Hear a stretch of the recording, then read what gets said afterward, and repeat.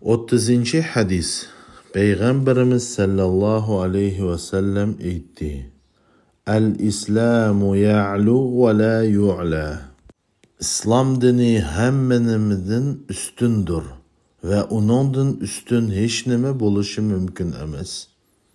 Allah subhanahu ve taala Kur'an'da "İnned dîne indallâhil İslam" deydi. Hakikaten Allah'ın dini İslam'dır deydi.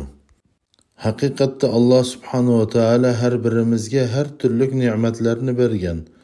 Ve Allah subhanahu ve taala Kur'an'da "Ve in ta'uddu ni'metallahi la tuhsuha." Eğer sizler Allah'ın nimetlerini sanap kösenler, sanap bulamayısılar deydi. Bırak o hem nimetlerinin en çoğu, en yukarısı o İslam dinidir. Qaysı adam İslam dininden başka dinini tallasa, onundan Allah hiç kaçan razı bulmaydı.